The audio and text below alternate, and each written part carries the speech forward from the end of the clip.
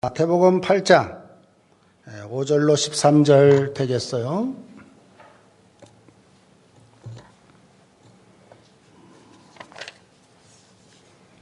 마태복음 8장 5절로 13절. 자, 오늘 우리에게 주시는 계시의 말씀을 우리 성광의 온 가족들이 다 같이 한 음성으로 봉독합니다. 예수께서 가버나움에 들어가시니 한 백부장이 나와 간과하여 이르되 내 주여 내 하인이 중풍병으로 집에 누워 몹시 괴로워하나이다. 이르시되 내가 가서 고쳐주리라. 백부장이 대답하여 이르되 주여 내 집에 들어오심을 나는 감당하지 못하겠사오니 다만 말씀으로만 하옵소서. 그러면 내 하인이 낫게 싸움나이다.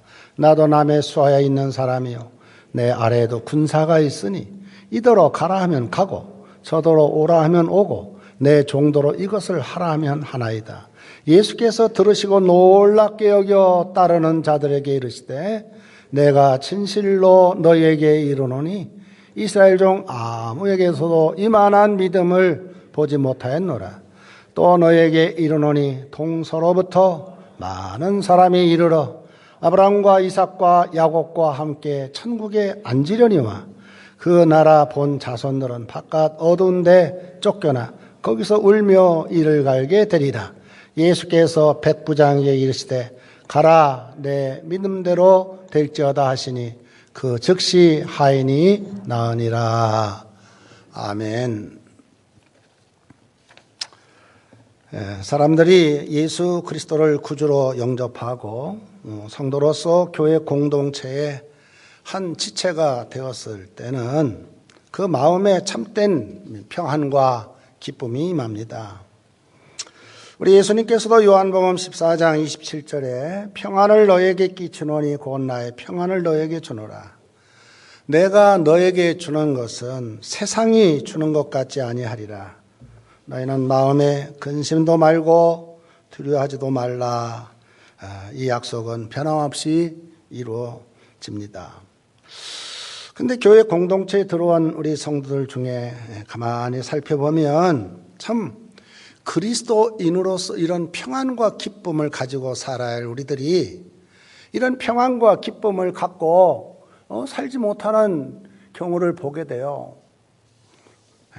교회에서뿐만 아니고 가정에서도 그렇고 여러분의 직장, 일터에서도 그렇고 우리 학생들 같으면 학교에서도 정말 그리스도인으로서 내 안에 주님이 주신 평안과 기쁨이 늘 임재해 있어야함에도 불구하고 그렇게 살지 못하는 오늘의 우리의 성도들의 모습을 보면서 저는 오늘 우리 그리스도인들이 한 해를 맞아 우리의 남은 삶을 이제 가정에서도 살고 직장에도 살고 교회에서도 생활할 텐데 오늘 한 백부장의 신앙의 모습을 살피면서 오늘 하나님께서 우리에게 원하시는 이런 성도의 삶의 모습이 무엇인가 하는 점을 살펴보려고 해요. 첫째로 예수님은 우리의 일터와 삶의 현장을 사랑하기를 원하십니다. 자, 여러분, 오늘날 이렇게 성도들 보면은요, 왜 하나님이 우리에게 맡겨주신 가정, 또 일터, 또 학교 이런 데서 우리가 참 이렇게 그것을 좀 사랑하고 이렇게 살지 못하는가?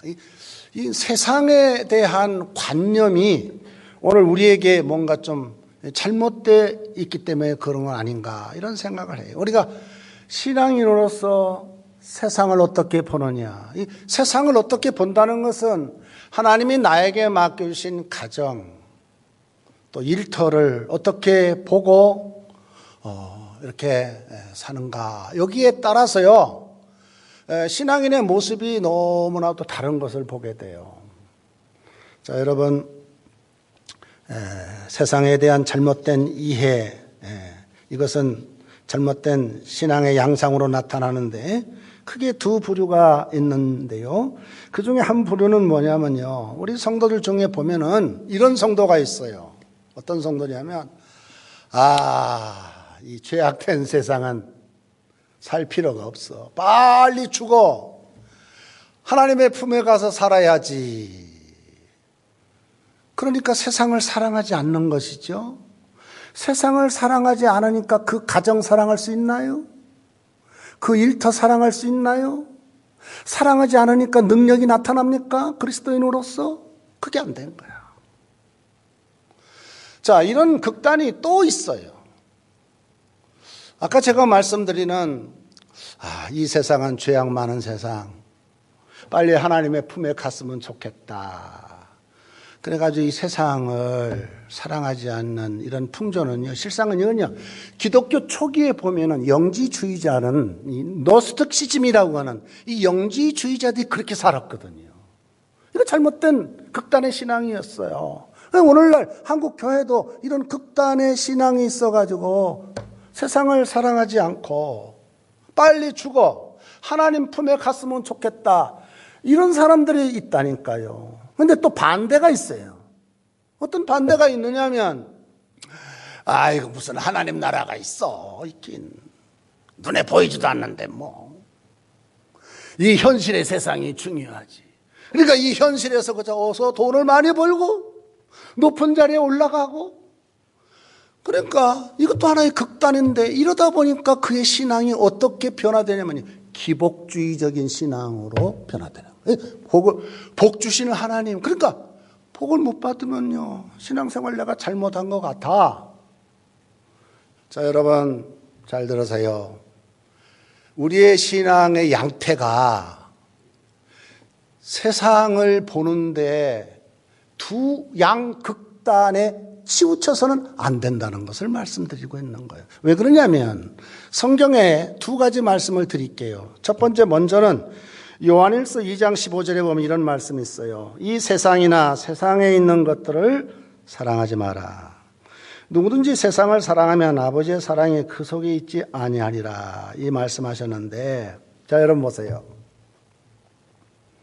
성경이 말하는 세상을 사랑하지 말라는 세상은 어떤 세상인 줄 아세요? 죄 많은 세상, 타락한 세상, 하나님의 말씀을 거부하는 그런 세상을 사랑하지 말라는 것이지.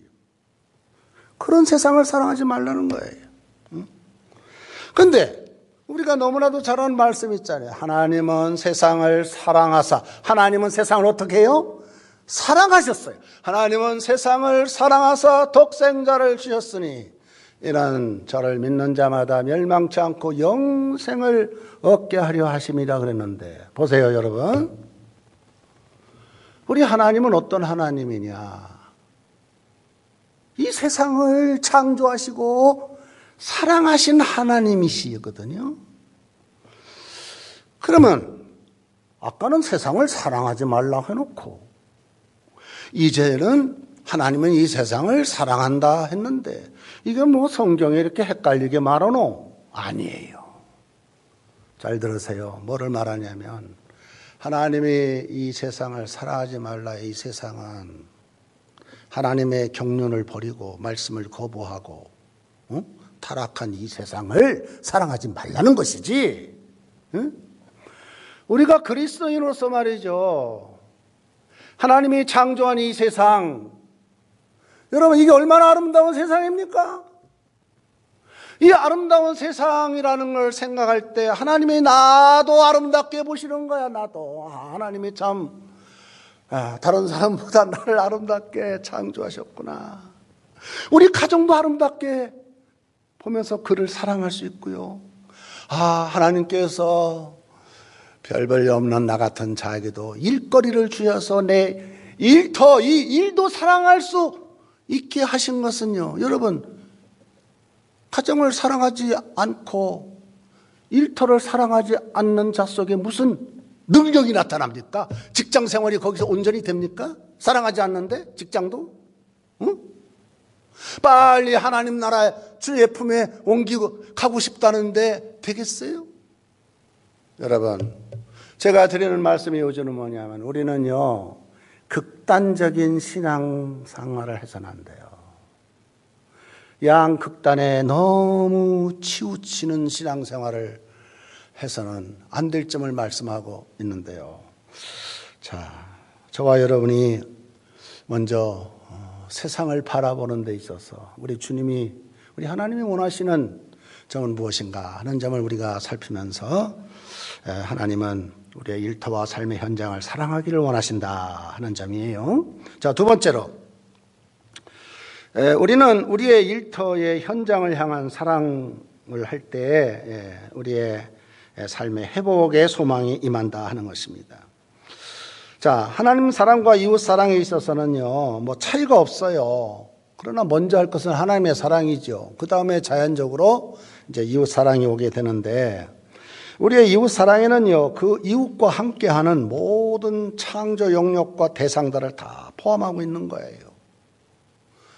그러니까 하나님을 사랑하는 사람은요, 좀 미안하지만 우리 눈에 보이는 형제를 사랑할 수밖에 없어요. 그렇죠? 삶의 모든 영역과 대상들을 다 사랑하게 돼 있는 것입니다. 이러므로 우리 하나님은 하나님을 향한 우리의 믿음이 우리의 일터와 삶의 현장을 향한 진정한 이웃사랑의 모습으로 나타나서, 그래서 우리 하나님은요, 이러한 사랑을 가지고 이웃을 사랑하기를 원한 거예요. 오늘 본문이 그걸 말씀하고 있어요. 본문이. 자, 여러분, 오늘 우리가 읽은 본문, 이 백부장의 믿음의 사건을 말씀하고 있는데, 오늘 본문 5절, 6절을 보면 이 백부장은요, 참 자기의 일터를 사랑했어요. 자기의 일터를 사랑하다 보니까 자기 집에 있는 중풍병든 하인을 사랑하게 된 거예요. 만약에 백부장이 말이죠, 하나님이 허락하신 그 세상을 사랑하지 않고 자기 일터를 사랑하지 않았다면요, 여러분, 백부장 오늘의 주님으로부터 이렇게 칭찬 받을 수 있을까요? 없어요. 여러분, 백부장이 누굽니까? 로마의 직업 군인이지만 그는 이스라엘의 정복자로서 특권적인 삶을 사는 자였기 때문에 자신의 가정이나 일터에서, 여러분, 이 백부장은 얼마든지 자기의 하인을 무시할 수 있어요. 그렇죠? 하인 무시할 수 있어요. 그 당시에 하인은요, 좀 미안하면 노예입니다. 돈 주고 사는 노예예요. 그런데 백부장은 그러지 않았어요. 백부장이 칭찬받은 모습은 바로 그거예요. 그가 하나님을 믿는 자로서 그런 자기의 가정을 사랑하고 일터를 사랑하는 속에 자기 집에 와 있는 하인이 중풍병이 드는 거예요. 여러분, 그 중풍병 든 하인 바라볼 때 이 백부장의 마음에 어떤 마음이 있었는 줄 압니까? 비록 하인이지만, 비록 노예지만 긍휼한 사랑의 마음이 그에게 있었던 거예요. 긍휼한 사랑의 마음이. 그래서 이 백부장, 중풍병 걸린 그 하인에 대한 사랑을 포기하지 않고요, 참 자신이 해결할 수 없는 문제를 가지고 누구한테 찾아갑니까? 예수님께 찾아가서 간절히 구하잖아요. 이 하인을 낫게 해달라고. 여러분, 보통 그 당시 주인들은요, 종을 그렇게 할 수가 없습니다. 하나님의 사랑이 그 속에 없었다면 그런 마음 들지 않습니다. 귀찮은 존재로 들리고, 왜 얘 때문에 내가 이렇게 힘드나, 이런 생각을 가질 수 있는데 백부장은 그러지 않았다고 그랬어요. 그러니까 주님이 그 백부장을 그렇게 칭찬하신 거예요. 더욱이 백부장을 보면은요, 백부장은 자신에게 적대적이었고 언제 반역할 달려들지 모르는 이 점령지의 하인. 그렇죠? 요즘에 여러분 많은 신문의 사건들 보면은 그 사장의 기사가 사장을 막 고발했다 이런 말 들리잖아요. 근데 여러분, 이 하인은요, 자기 주인이 자기를 그렇게 사랑하는 모습을 보고 이 하인 얼마나 감동했을까? 여러분 한번 생각해 보세요.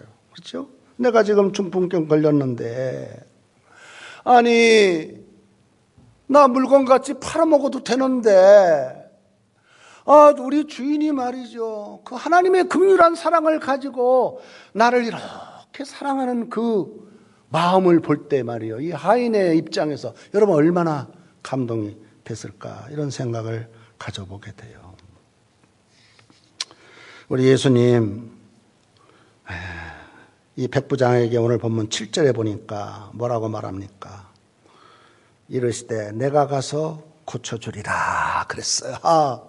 여러분, 우리 예수님께서는 이 백부장의 믿음을 보고요, 너무 놀라서, 그래, 내가 가서 고쳐주리라 하는 이런 소망을 주셨는데요. 이것은 구원에 대한 소망인데요.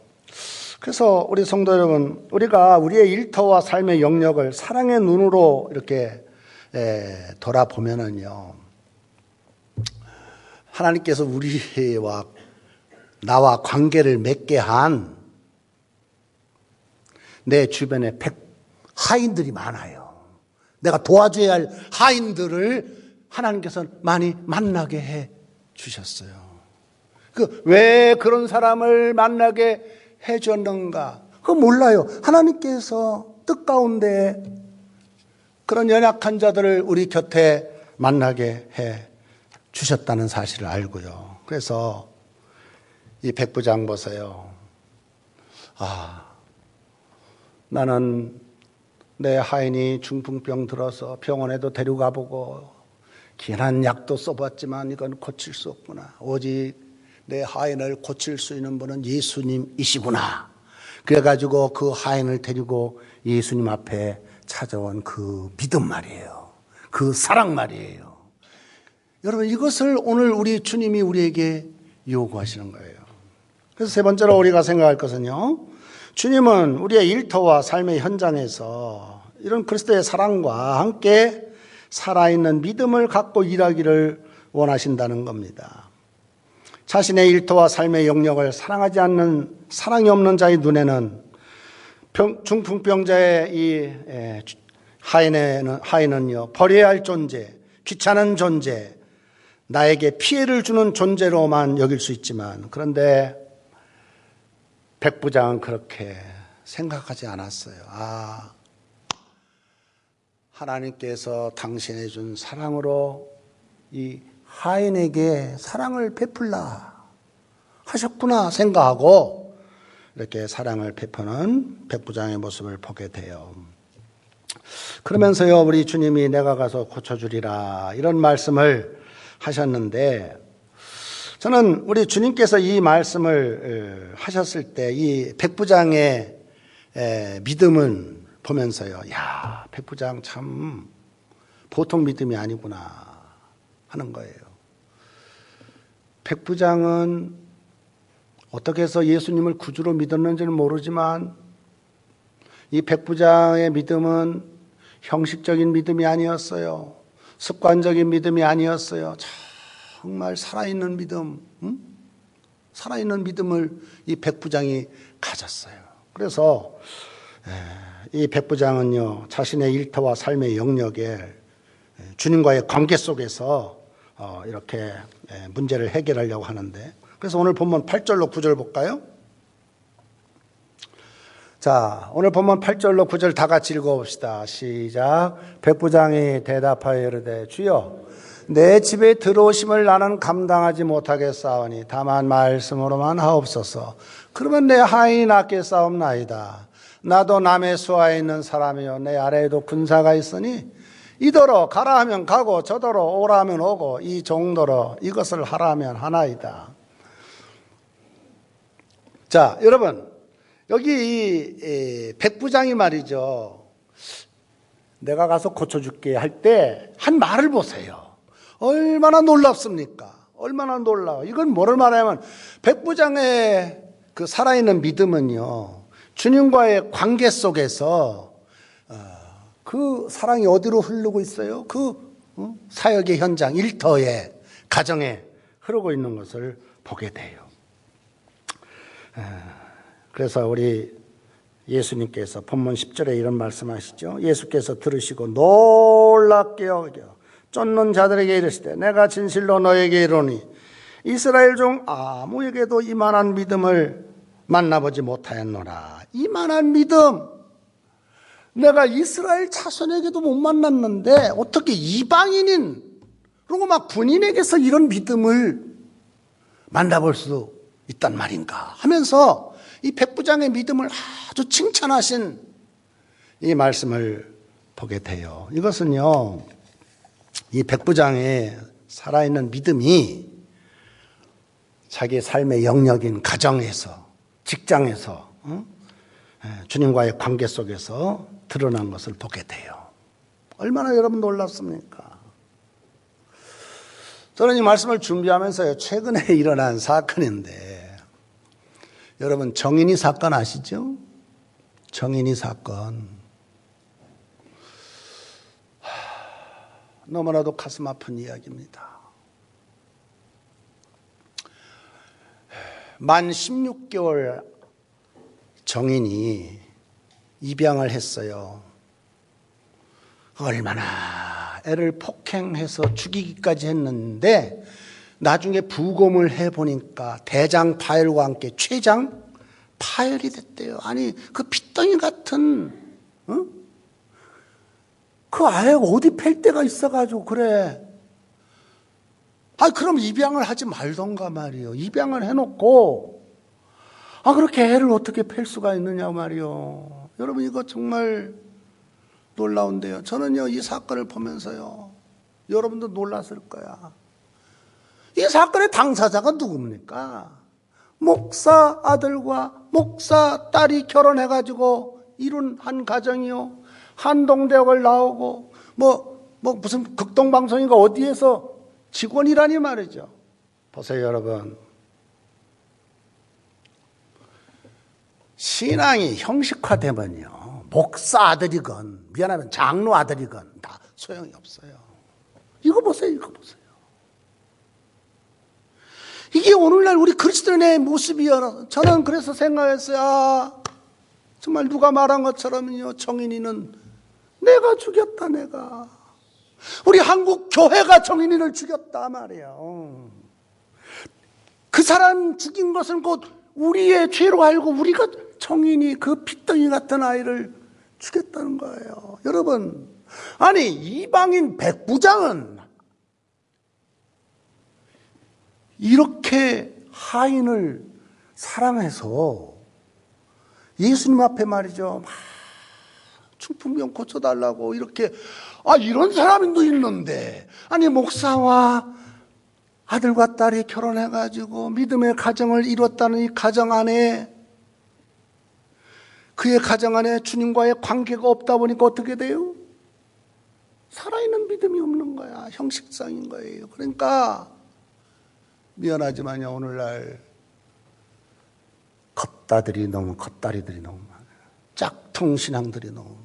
정말 현 가정에서, 정말 우리 직장에서, 제가 지난주일에 설교한 것처럼 정말 그리스도의 향기로, 그리스도의 편지로 우리가 이렇게 살지 못할 바에는, 여러분 한번 예수 믿는 것도 생각해보소. 생각해봐.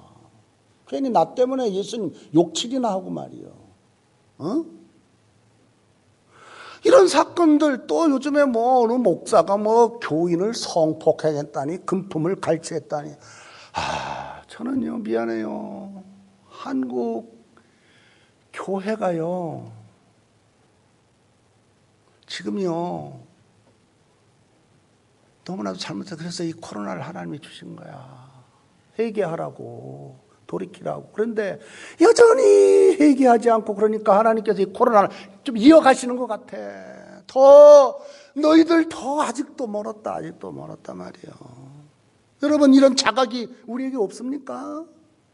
이 정인이 사건을 통해서 말이에요. 아니, 백부장은 자기 집의 하인을 그렇게 사랑해서 예수님 앞에 그 소년을 데리고 말이야 살려달라고 하는 그런 사람도 있느냐 하면은, 아니 이 정인이 아빠 엄마는 또 뭐야. 이게 여러분 얼마나 미친 세상이야. 세상이 미쳤어 지금. 돈에 미치고 말이야. 다 온전히 돌아가잖아 이 세상이. 우리 성도 여러분, 말씀 마치려요. 제가 말씀드리는 요지는 다른 게 아니에요. 우리의 신앙이 허울만 좋아서 안 돼요. 교회만 나와 있다고 안 되는 게 아니에요. 정말 여러분의 삶의 현장인 가정에서, 여러분의 일터에서 정말 그리스도의 사랑에 이런 모습이 드러나지 않으면, 여러분 백부장은요 하인 귀찮은 존재로 여길 수 있지만 그렇지 않고 그걸 품에 안고요 주님 앞에 와가지고 좀 고쳐달라고 한 것처럼 말이에요. 오늘 우리에게 주시는 교훈은 바로 이런 백부장과의 살아있는 믿음과 같은 모습이 오늘 우리 성도들에게 있어야 할 것이다 하는 점을 우리에게 시사해 주고 있어요. 바라기는 여러분 모두가 2021년 새해에 하나님이 여러분에게 맡기신 사역의 현장에서 정말 그리스도인다운 사랑과 믿음을 가지고 주님으로부터 칭찬받는 여러분 다 되시기를 주님의 이름으로 축원합니다. 기도합니다.